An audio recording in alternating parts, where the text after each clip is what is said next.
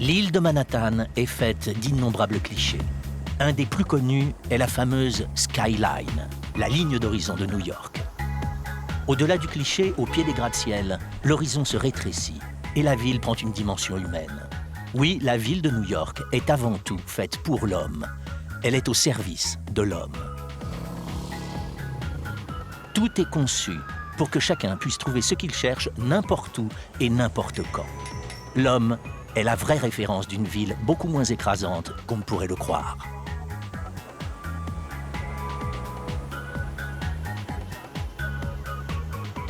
New York impressionne parce qu'elle ne cesse de grandir. Sans arrêt, la ville prend de la hauteur. C'est pour elle la seule possibilité de gagner de l'espace. Les mètres carrés constructibles sont limités, mais pas la hauteur des immeubles. On se dispute pour obtenir la meilleure vue possible et l'on n'hésite pas à faire de l'ombre aux voisins. Quand on construit un immeuble, la hauteur définitive est gardée secrète le plus longtemps possible. Souvent, ce n'est qu'en prenant de la hauteur que l'on peut trouver une place. La ville s'est réinventée à la verticale.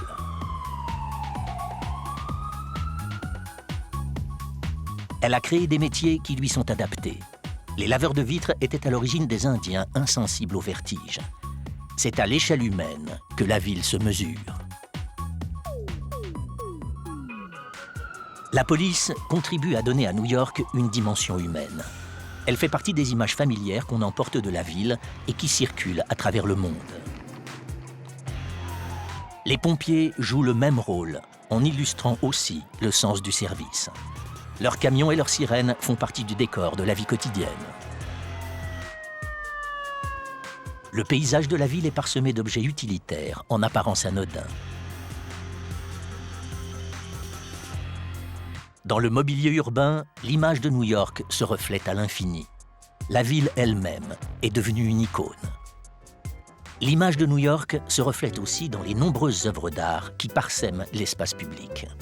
Aucune autre ville au monde ne peut rivaliser avec New York pour sa vitalité artistique et le dynamisme du marché de l'art. Les artistes se comptent par dizaines de milliers. Leurs créations se multiplient et se renouvellent sans cesse dans une véritable galerie à ciel ouvert.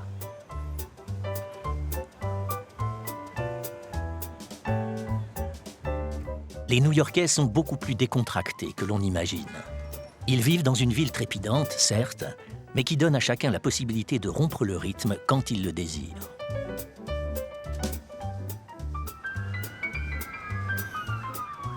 Beaucoup de quartiers ont conservé une taille humaine.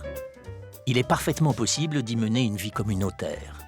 Les habitants travaillent ensemble à l'entretien de jardins dont tout le monde profite. Il existe plus d'1 millier de jardins communautaires à New York. Les animaux domestiques ont aussi leur place. Leur maître étant souvent très occupé, un métier s'est développé, promeneur de chiens. L'île de Manhattan ne vit pas repliée sur elle-même. Au contraire, il suffit par exemple de franchir l'East River pour changer radicalement d'environnement. Sur l'île de Long Island, la station balnéaire de Rockaway Beach donne de New York une image inhabituelle.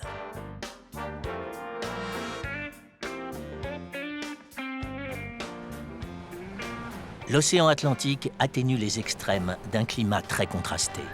Et les plages new-yorkaises ressemblent parfois aux plages californiennes. À Coney Island, on vient prendre du bon temps dans les parcs d'attractions. À l'origine, la population se réfugiait ici en été pour fuir la chaleur étouffante de la ville. L'invention de l'air conditionné fut une des raisons du déclin de Coney Island après la Deuxième Guerre mondiale. Mais le site retrouve aujourd'hui une seconde jeunesse.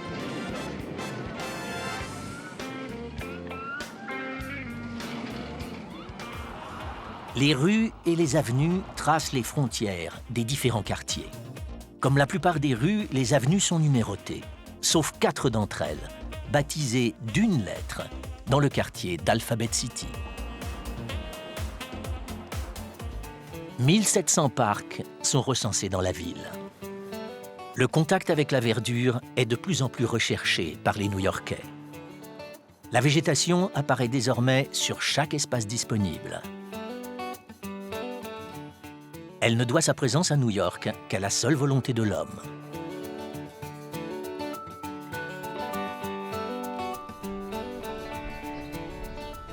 Le plus grand espace vert de Manhattan a lui-même été entièrement réalisé par l'homme, Central Park. Comme partout à New York, on y fait des rencontres étonnantes. Ainsi, sur un plan d'eau, il n'est pas rare de croiser un authentique gondolier vénitien. New York figure parmi les villes les plus cosmopolites du monde. Elle porte bien le surnom de ville-monde. La diversité ethnique saute aux yeux à New York. D'ailleurs, aujourd'hui, toutes les ethnies sont représentées. La diversité est alimentée par l'immigration, ancienne ou récente. Plus du tiers des habitants ne sont pas nés ici. Les immigrés ont souvent leur propre quartier, leur mode de vie et dans leur bagage, ils ont apporté leur culture et leurs traditions.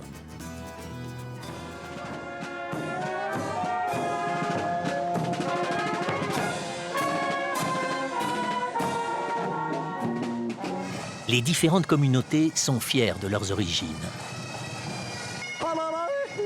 Elles célèbrent toutes leurs fêtes nationales et leurs festivités s'intègrent naturellement au calendrier new-yorkais. New York adore les parades. La parade de la fête de Thanksgiving, par exemple, attire plus de 2 millions de spectateurs. New York adore faire la fête. Et quand il s'agit de chasser les mauvais esprits à l'occasion d'Halloween, tout le monde participe.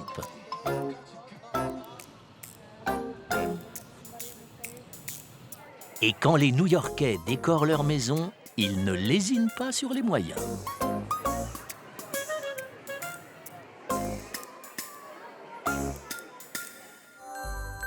Quand Noël approche, certains quartiers organisent même des concours de décoration des maisons particulières.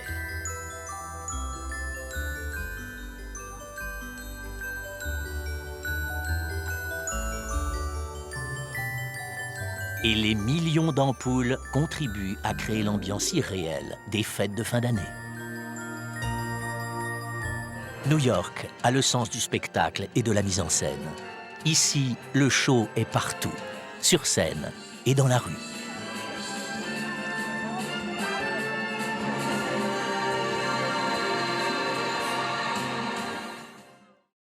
La ville de New York est composée de 5 arrondissements différents.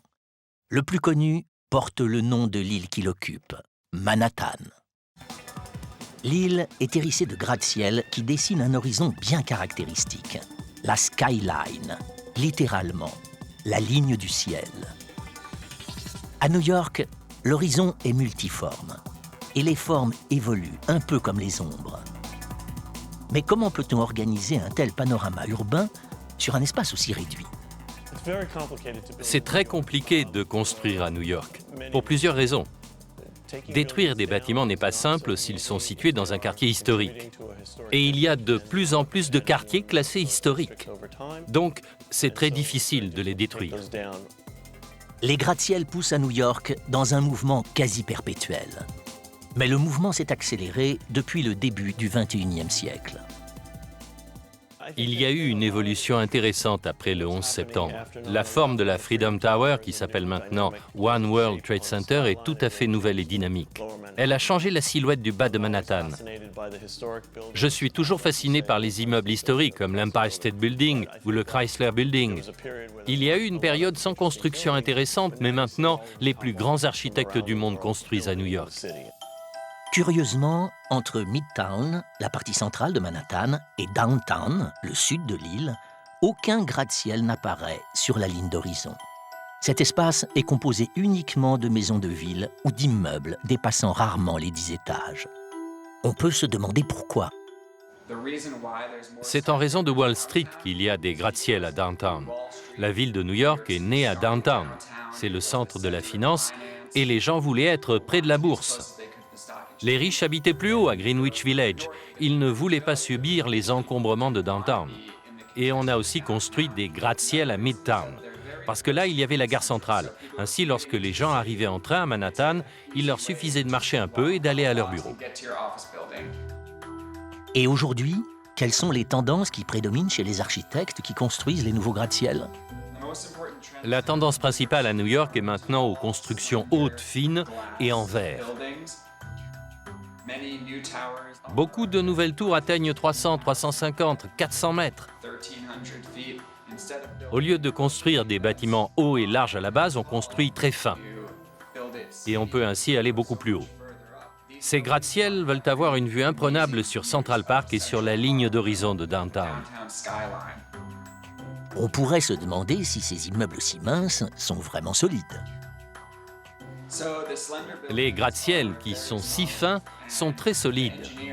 Et de plus, les ingénieurs doivent tenir compte du vent et de l'oscillation. Beaucoup comportent un amortisseur harmonique qui permet d'amortir le phénomène d'oscillation. Donc, quelqu'un qui est dans son lit à 350 mètres de haut ne risque pas d'avoir le mal de mer.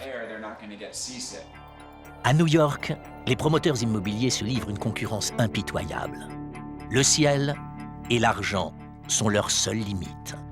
Pour conquérir le ciel, on peut même acheter de l'air. Le principe des droits aériens, c'est que si vous achetez l'air au-dessus des immeubles voisins du vôtre, ces immeubles ne peuvent pas construire plus haut. Donc vous achetez leur espace aérien et vous le superposez au vôtre. Certains gratte-ciel sont des points de repère naturels à New York. Le One World Trade Center est aussi un symbole, puisqu'il remplace les tours jumelles détruites en 2001. Même sa hauteur est symbolique. 380 mètres, qui font 1776 pieds, ce qui donne l'année de l'indépendance des États-Unis. Depuis l'observatoire installé au sommet, la vue porte à 80 km. Sous les pieds des visiteurs, la ville semble se dérober. Sensation forte garantie. L'Empire State Building fut longtemps le plus haut immeuble du monde. Grâce à son antenne, le bâtiment dépassa de justesse le Chrysler Building. Par leurs lignes et leurs éléments décoratifs, les deux immeubles portent au sommet l'architecture Art déco à New York. Les buildings s'adaptent à leur environnement. Ainsi, le Flatiron a pris la forme d'un triangle, car Broadway, à ses pieds, n'était pas perpendiculaire aux autres rues. Le siège des Nations Unies est l'œuvre collective de 11 architectes, parmi lesquels Le Corbusier. Et devant un des centres de la diplomatie mondiale, les causes les plus délicates de la Terre cherchent à se faire entendre. Certains immeubles ont adapté leur forme à leur fonction. C'est le cas du Lincoln Center, qui met ses salles à la disposition de la culture. Plusieurs institutions y ont établi leur siège, comme le Metropolitan Opera ou le New York City Ballet, une des plus importantes compagnies de danse et de ballet au monde.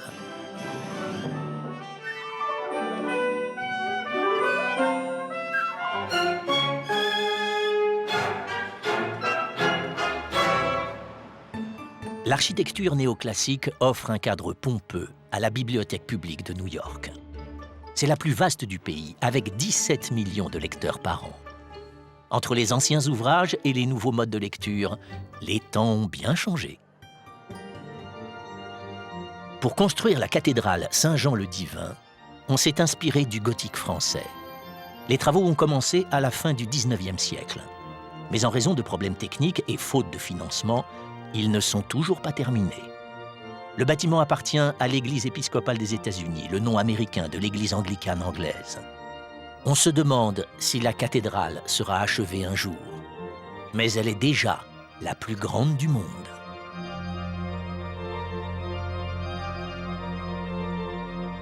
Il faut se rendre à l'extrême nord de Manhattan pour découvrir une autre construction étonnante d'origine religieuse, The Cloisters, les cloîtres. Des éléments provenant de 5 abbayes françaises ont été transportés au bord de l'Hudson River et réassemblés dans un édifice-musée spécialement conçu pour eux. Nancy Wu en est la conservatrice. L'histoire des cloîtres remonte à George Gray Barnard, un sculpteur américain qui vivait en France au début du XXe siècle. Il a réuni la majeure partie de la collection que vous pouvez voir dans les cloîtres aujourd'hui. Toute la collection a été vendue au Metropolitan Museum en 1925 avec l'argent fourni par John Rockefeller Jr. Les cloîtres rassemblent la plus riche collection d'art médiéval du continent américain. Au Moyen-Âge, les abbayes disposaient de cloîtres, qui étaient un lieu de rencontre pour les moines, et aussi de jardins. Dans le cloître de Saint-Michel de Cuxa, qui vient de la région de Perpignan, vous avez un jardin de cloître typique du Moyen-Âge, qui est entouré par des arcades. Au niveau inférieur, il y a un jardin avec des herbes de l'époque, qui permet d'enseigner les plantes utilisées au Moyen-Âge. Certaines plantes devaient être utilisées avec discernement. Loin de la quiétude des cloîtres, en plein cœur de Midtown, un autre bâtiment emblématique voit transiter 273 millions de personnes chaque année, la Grande Gare Centrale. L'horloge à 4 cadrans est un des points de rendez-vous les plus classiques de la ville. La gare donne aussi accès au métro, le moyen de transport le plus utilisé par les New-Yorkais.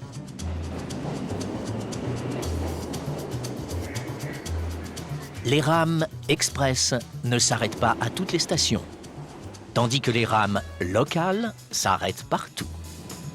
Le métro contribue lui aussi à l'image de marque de New York. On y trouve de nombreuses œuvres d'art créées sur les murs d'émail. Beaucoup ont été rénovées récemment et le réseau fait maintenant appel à de jeunes artistes.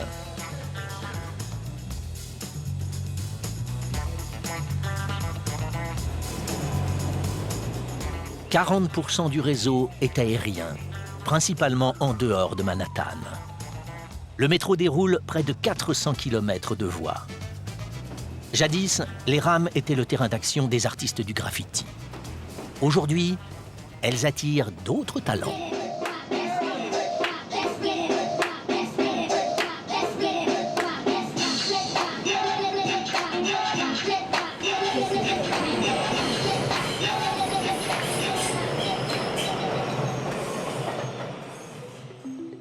Dans le paysage new-yorkais, certains détails surprennent par leur côté rustique. Les citernes d'eau placées sur les toits n'ont rien de très contemporain. Mais elles font partie du spectacle de la ville. Elles sont partout. Elles se comptent par milliers. Même si parfois elles essaient de se cacher, on ne peut les ignorer. Les citernes sont apparues dans la ville au XIXe siècle. Et elles n'ont pas changé d'aspect. Les révolutions technologiques les ont ignorées. Elles ont toujours été fabriquées en bois. Elles répondent de manière élémentaire à un problème complexe. En construisant la ville verticale, il a fallu trouver des solutions à tous les problèmes techniques. La famille de Andrew Rosenbach possède un atelier de fabrication de citernes depuis 1865. Les réservoirs d'eau sont la conséquence de la ville verticale, avec des immeubles qui dépassent les 6 étages. Les réserves d'eau qui alimentent la ville donnent une pression suffisante pour acheminer l'eau seulement jusqu'au 6e étage. Donc, au-delà du 6e, un immeuble doit fournir lui-même la pression. Et un moyen simple, c'est de mettre un réservoir au-dessus du bâtiment. Mais quelle est la raison pour laquelle on n'a jamais utilisé d'autres matériaux que le bois pour construire ces citernes? Les réservoirs d'eau sont fabriqués en bois, surtout à New York. Il y a des années, le bois provenait d'un séquoia de Californie du Nord.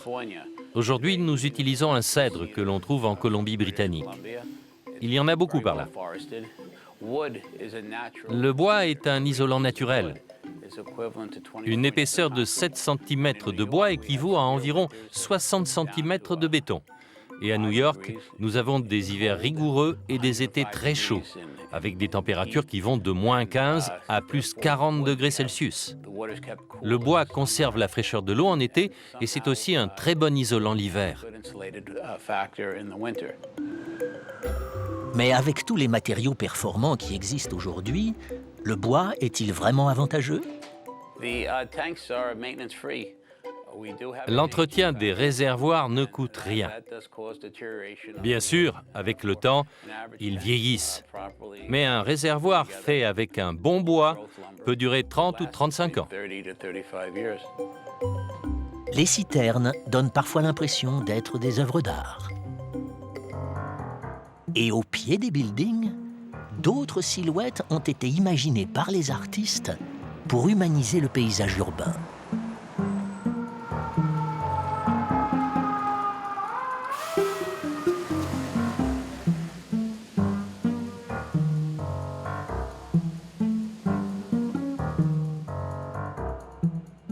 À New York, l'art sous toutes ses formes est partout. D'ailleurs, la ville est souvent considérée comme la capitale mondiale de l'art.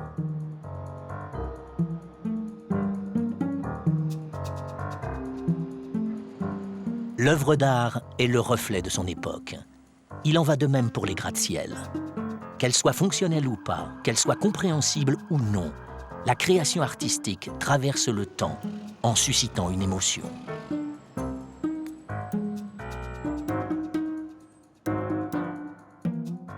À New York, il faut lever les yeux, car les lignes de la ville, bien souvent, se prolongent dans le ciel.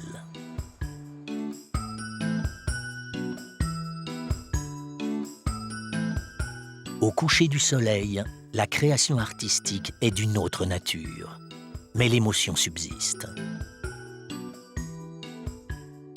Tout est en place pour que l'Empire State Building conduise le show de la ville à travers la nuit. Les couleurs changent au gré du temps et des circonstances.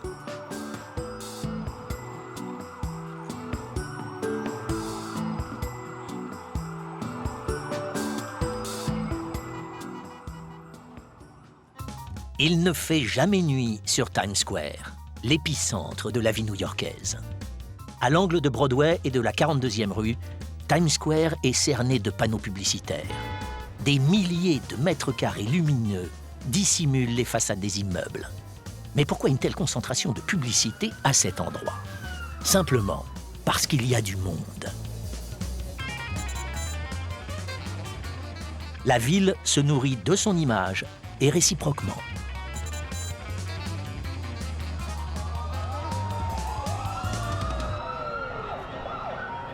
Times Square est surnommé le centre du monde, notamment parce qu'on est ici au cœur du monde des spectacles. Beaucoup d'artistes rêvent de passer par ici pour se faire connaître. Broadway est une avenue, mais elle est avant tout un mythe. Ici, New York a inventé le show.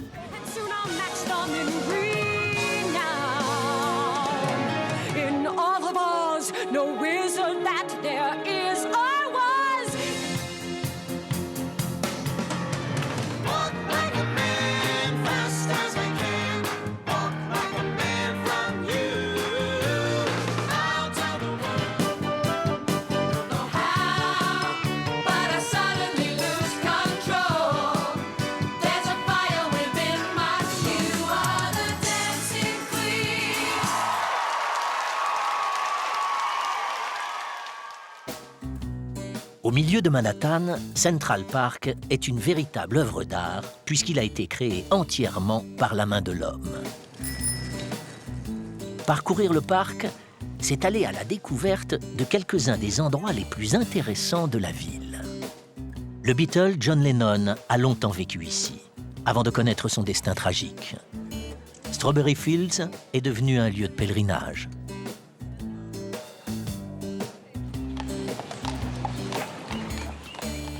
Même si elles disparaissent, les calèches seront encore longtemps associées aux découvertes que l'on peut faire dans le parc.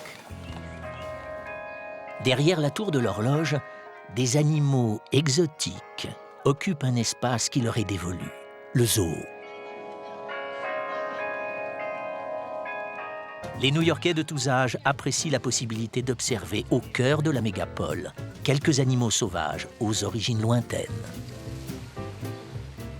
Le zoo de Central Park est en fait aussi ancien que le parc. Il a ouvert en 1861. Nous avons pensé qu'il était important d'avoir un zoo à Manhattan parce que parmi les gens qui vivent ici, il n'y en a pas beaucoup qui ont l'occasion d'observer la vraie vie sauvage. Dans une serre, une forêt pluviale a été reconstituée avec tous les attributs du climat tropical. Mais à New York, les extrêmes se côtoient. Nous sommes également connus pour avoir une des plus importantes colonies de manchots aux États-Unis. Nous en avons une belle collection avec 4 espèces différentes de manchots de l'Antarctique. La mise en scène d'animaux sauvages est toujours spectaculaire et sympathique. Mais ces animaux sont-ils vraiment sauvages? Les animaux qui vivent au zoo de Central Park sont nés et ont été élevés dans des zoos. Il y a beaucoup de gens qui pensent que les zoos vont chercher les animaux dans la nature, mais ce n'est pas du tout le cas. Une partie du zoo est dédiée aux plus petits. À New York, les enfants ont rarement la possibilité de rencontrer une chèvre. Le zoo pour les enfants leur présente quelques animaux typiques de la campagne américaine. Et même d'autres venus d'ailleurs. À l'ouest de Central Park, le musée américain d'histoire naturelle est mondialement connu pour ses dinosaures. Il possède une collection exceptionnelle de squelettes gigantesques.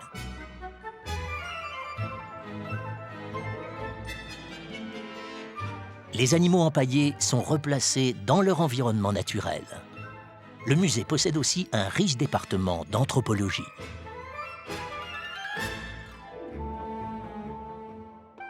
De l'autre côté du parc, la 5e avenue et son Museum Mile alignent des musées parmi les plus prestigieux. Le Guggenheim doit son profil audacieux à l'architecte américain Frank Lloyd Wright, l'un des fondateurs de l'architecture moderne.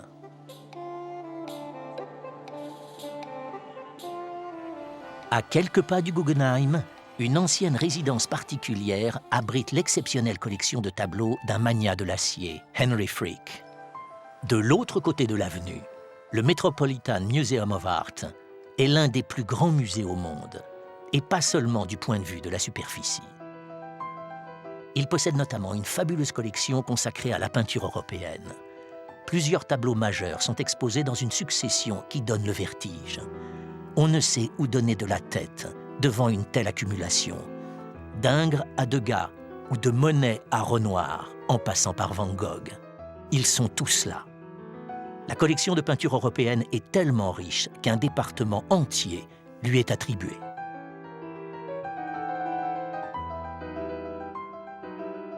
Mais beaucoup d'autres départements du musée, comme celui de la sculpture antique, rassemblent des pièces inestimables. Pour ces diverses collections, le Metropolitan Museum se situe au niveau du Louvre à Paris ou du British Museum à Londres. Le département des antiquités égyptiennes doit sa richesse aux fouilles menées par les propres archéologues du musée. La collection atteint un sommet avec le temple de Dendur, en partie reconstruit dans une des salles. Un beau cadeau offert par l'Égypte aux États-Unis.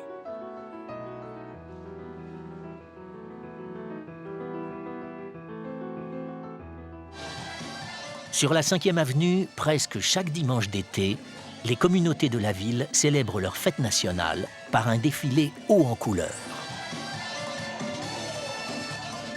Les couleurs des drapeaux ne laissent aucun doute sur le pays fêté. Porto Rico! Les Portoricains forment l'une des plus importantes communautés de New York. Ils possèdent un statut particulier car ils ont obtenu la nationalité américaine. Les parades nationales apportent l'exotisme. Elles contribuent au show de la ville.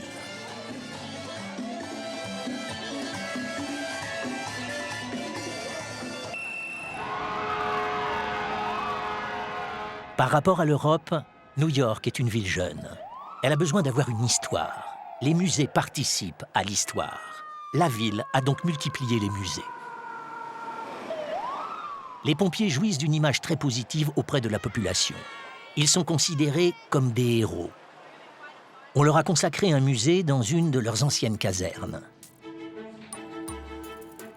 Les ancêtres des véhicules d'aujourd'hui rappellent le rôle historique des pompiers dans une ville aux bâtiments difficiles d'accès. 343 pompiers laissèrent la vie dans les attentats de 2001.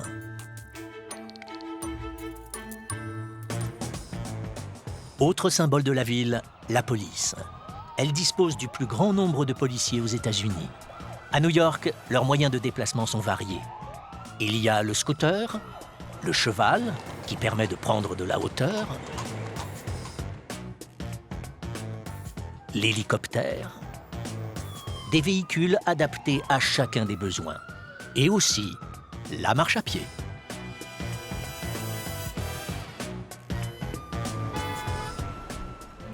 Le musée de la police passe en revue les différents matériels qui ont équipé les policiers new-yorkais à travers les années.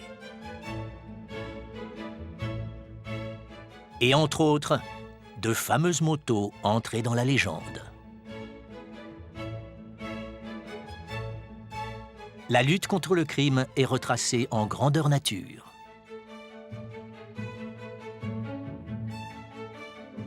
Étroitement liés à l'histoire de la ville, les transports en commun ont aussi leur musée. Ils ont permis le développement de New York avec différents modes de traction. Les tramways hippomobiles ont fait leur apparition dans la première moitié du 19e siècle. L'électricité a ensuite remplacé les chevaux et les tramways ont circulé jusqu'au développement du métro. Un célèbre musée de cire présente d'autres icônes, des personnalités à la renommée internationale. Madame Tussaud, créatrice du musée et originaire de Strasbourg, s'est fait une spécialité d'immortaliser des personnages célèbres par des figurines de cire.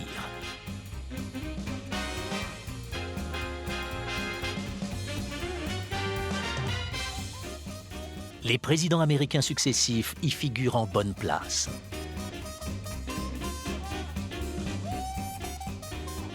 On y rencontre aussi les célébrités de la vie new-yorkaise. En matière de musée, à New York, l'imagination est sans limite. Le musée des choses incroyables prouve qu'avec une idée étonnante et une bonne mise en scène, chacun peut accomplir des prouesses. Un musée repose parfois sur une opportunité. Ainsi, pour éviter de démanteler un des vestiges de la marine, on a modifié le porte-avions Intrépide. Le bateau reconverti est ainsi devenu le musée de la mer, de l'air et de l'espace.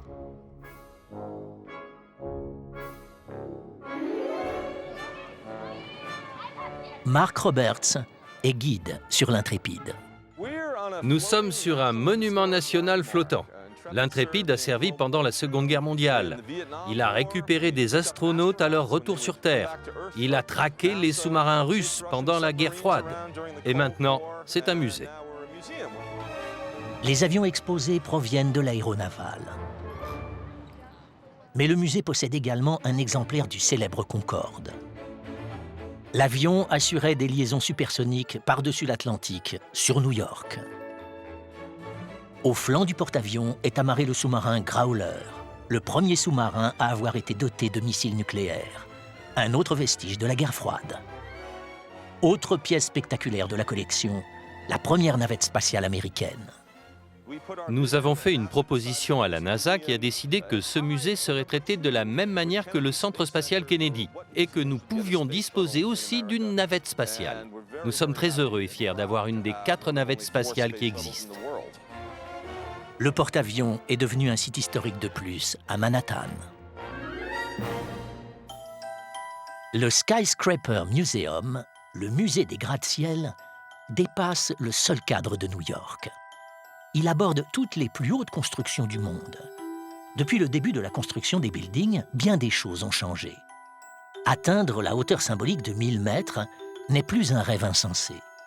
La résistance au vent est un paramètre important. Mais selon les architectes, il n'y a pas de limite technique à la hauteur d'un immeuble. À New York, l'architecture urbaine est en mutation constante.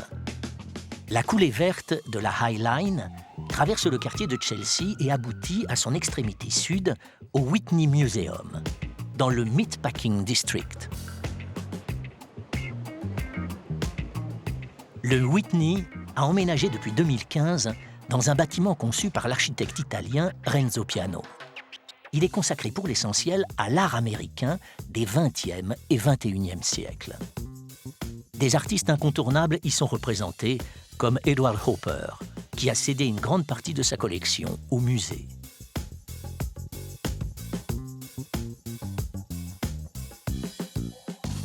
Au-delà des œuvres de Jackson Pollock et autres noms connus, le musée organise chaque année une biennale pour faire connaître des artistes américains émergents.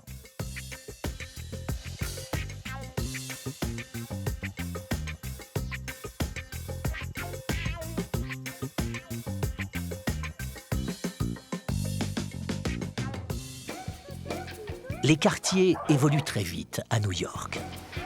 Chelsea et ses rues bordées d'arbres a toujours été un quartier résidentiel. À l'origine assez populaire, Chelsea a vu de nombreux artistes arriver à la fin du 19e siècle.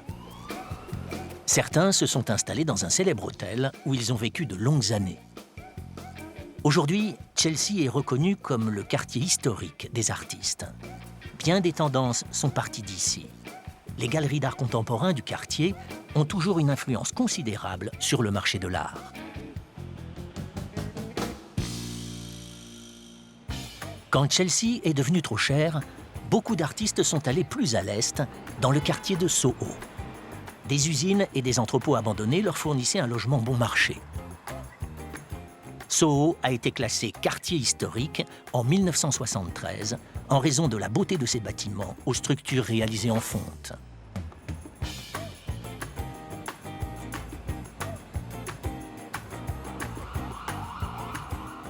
Broadway est l'artère la plus animée de Soho. Le nom du quartier est la contraction de South of Houston Street, c'est-à-dire au sud de la rue Houston. Les pavés de certaines rues sortent tout droit du 19e siècle. Les étals dans la rue et l'ambiance décontractée ne doivent pas tromper. Soho est devenu un des quartiers les plus tendances de New York et l'un des plus chers. Ici, la créativité est partout.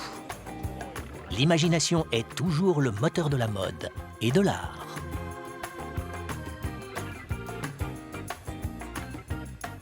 Sur un trottoir, le plan du métro a été dessiné en acier inoxydable. C'est l'œuvre de l'artiste belge François Shane.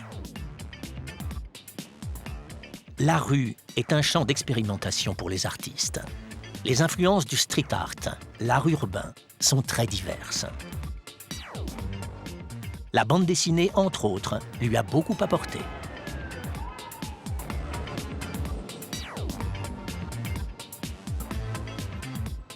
Nolita est une autre abréviation. North of Little Italy, le nord de la Petite Italie.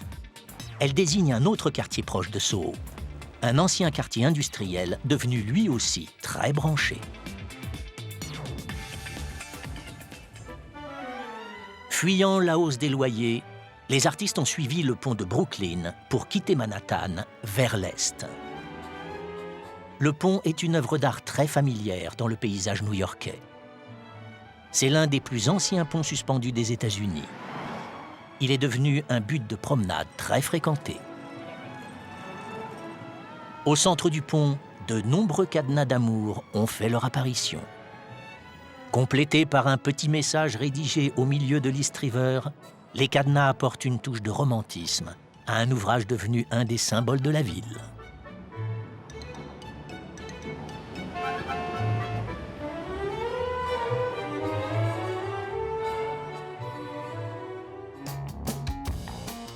Brooklyn a toujours été une extension de Manhattan où l'espace manquait pour permettre à la ville de se développer. À Brooklyn, l'espace est beaucoup moins rare, donc beaucoup moins cher.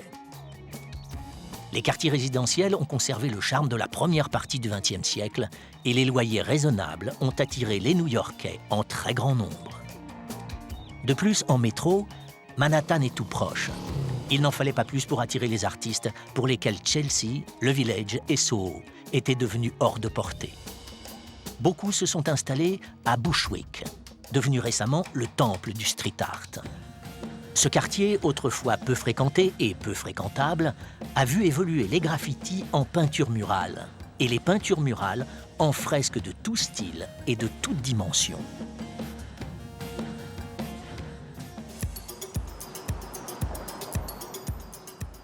À New York, La peinture murale est depuis longtemps une technique utilisée par la publicité en lieu et place des affiches en papier. Et il n'est pas étonnant qu'une des sociétés spécialisées dans les gigantesques publicités peintes ait ses ateliers à Brooklyn. Qu'elles soient publicitaires ou purement artistiques, ces peintures murales ne sont-elles pas un art ? Oui, c'est vraiment une discipline artistique. En fait, je considère que c'est un métier qui remonte à Michel-Ange et à la chapelle Sixtine. Nous utilisons les mêmes techniques que lui à l'époque. C'est bien plus que réaliser une peinture publicitaire. Notre approche, c'est aussi une manière de transmettre aux jeunes artistes la technique pour utiliser les pinceaux et peindre sur des murs. Partir d'un grand mur blanc pour réaliser une peinture extrêmement précise, tout en n'ayant aucun recul, implique beaucoup de talent, certes, mais aussi une grande expérience. C'est un peu la technique du pochoir. On projette l'image que l'on veut peindre sur un grand papier et on trace les contours des formes à l'aide d'une machine électronique à impulsion. Et c'est ce canevas que nous utilisons pour peindre le mur. Ces peintures publicitaires murales demandent un travail énorme, alors qu'elles sont éphémères, les murs étant loués pour une durée déterminée. Elles sont faites pour durer combien de temps ? Tout dépend de la durée d'exposition que souhaite le client. Ça peut aller d'une semaine à 1 ou 2 mois. Brooklyn, 5 heures du matin. La lumière de l'aube colorie les nuages et souligne les détails de la ville. Bushwick, lentement, s'éveille. Shawn est une photographe spécialisée dans une forme d'art urbain tout à fait originale. J'ai choisi le quartier de Bushwick parce que même si c'est un quartier difficile, c'est surtout un quartier qui évolue. J'aime aussi ce côté guerre de territoire à New York, qui a contribué à l'art de rue.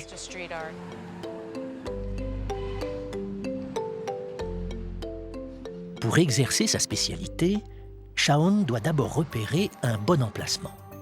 Objectif : accrocher une paire de chaussures à un fil électrique et en faire des photos artistiques. J'utilise les chaussures par paire. Les lacets sont défaits, donc je vais attacher les 2 chaussures ensemble. Shawn commence par peindre les chaussures chez elle. Un impératif : la couleur fluo. Ça y est, c'est prêt. La discrétion est primordiale car l'opération est tout simplement hors la loi. Personne en vue. Et hop! Les chaussures sont en place. Il ne reste plus qu'à les photographier. C'est ainsi que dans les rues de la ville, les chaussures deviennent œuvres d'art et se fondent dans le décor du spectacle. Et la deuxième paire. Shawn a réalisé ses œuvres d'art un peu partout dans New York et ses banlieues, mais aussi dans des endroits bien plus lointains. Il y en a 25 ou 26 dans le Grand New York. Il y en a surtout à Brooklyn, un peu à Manhattan. Il y en a aussi 2 à Paris, 2 à Rome, et il y en aura bientôt à Sydney. Les paires de chaussures pendues au fil électrique sont un phénomène que l'on observe dans de nombreuses villes américaines, mais surtout dans certains quartiers de New York. Elles ne sont pas toutes des œuvres d'art. Mais quelle en est la raison ? J'ai fait des recherches sur l'histoire de cette pratique, et en fait, ce sont des militaires qui ont commencé à faire ça à la fin de leur service. Grâce à l'imagination et au talent des artistes, Bushwick devient à son tour un quartier tendance pour l'art new-yorkais.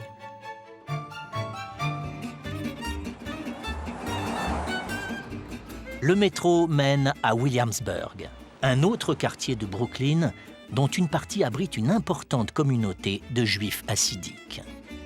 New York est faite d'une juxtaposition de quartiers qui ont tous une identité bien marquée, notamment par l'activité de leurs habitants, leur origine ou leur religion. Chaque communauté a ses rites ou ses fêtes.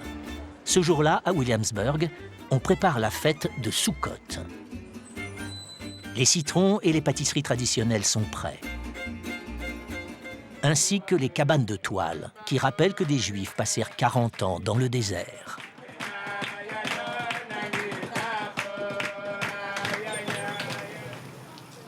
Le rabbin Michel Cohen, un Français, organise les festivités. La fête de Sukkot, c'est la fête qui permet de justement unir toute cette communauté et avoir tout le monde sur le même arbre, sur le loulav.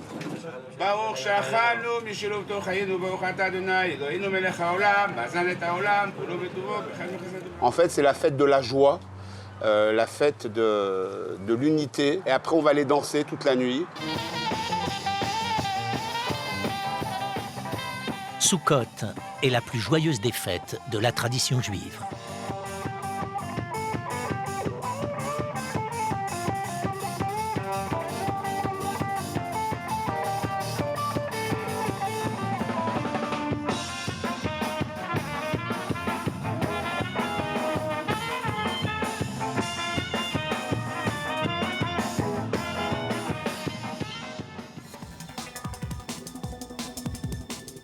La ville de New York est toujours en mouvement.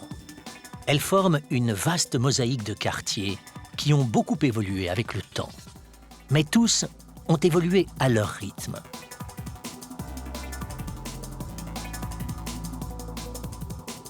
L'un des quartiers parmi les plus typés de New York s'étend au nord de Central Park, au-delà de la 125e rue, Harlem. Les artères au nom légendaire parcourent le quartier qui est devenu un des lieux symboliques de la culture afro-américaine. Fuyant les États du Sud, les Noirs sont arrivés à Harlem, un ancien quartier bourgeois, au début du XXe siècle. Le quartier a longtemps été déshérité et il subsiste encore des endroits où la pauvreté n'a pas disparu, comme à Spanish Harlem, le Harlem hispanique. Harlem a été un ghetto, mais les choses ont beaucoup évolué. Une population plus aisée a fait son apparition dans le quartier. Le niveau de vie s'est amélioré et la quiétude est revenue. Le dimanche, pour l'office religieux, les fidèles se rassemblent devant les innombrables églises d'Harlem.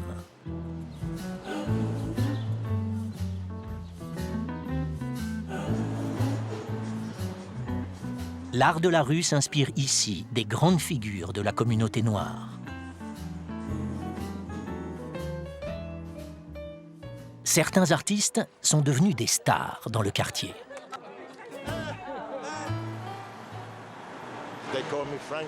On m'appelle Franco le Grand, en raison de mon travail. Je peins à Harlem depuis 40 ans. Et tout ce que vous pouvez voir sur les volets des magasins, c'est ma contribution à Harlem. Dans de nombreux domaines artistiques, Harlem est devenu une référence, presque une marque de fabrique.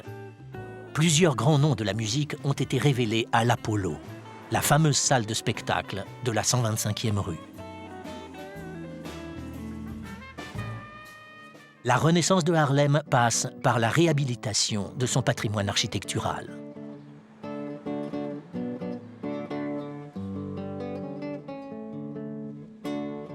Parmi les fleurons de son architecture figurent les célèbres brownstones, des maisons en grès rouge avec escalier, aujourd'hui très recherchées.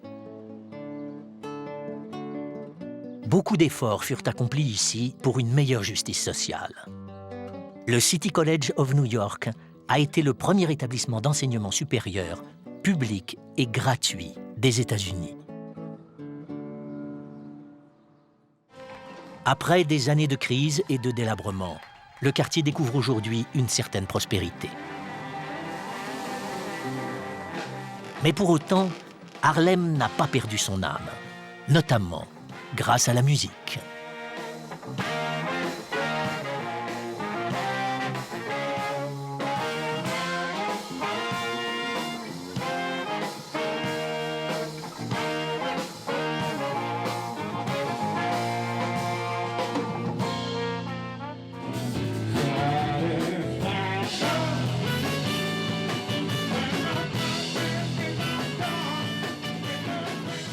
Ici, tous les courants musicaux se croisent.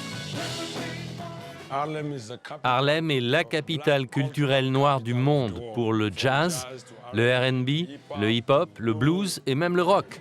Harlem est vraiment omniprésent dans la musique. À l'image de la musique, New York sait mélanger les genres et les différences. La ville tout entière repose sur une mise en scène avec un décor et des acteurs qui changent en permanence. New York est une scène de spectacle. Elle est toujours en représentation. Et rien n'arrête jamais le show de la ville.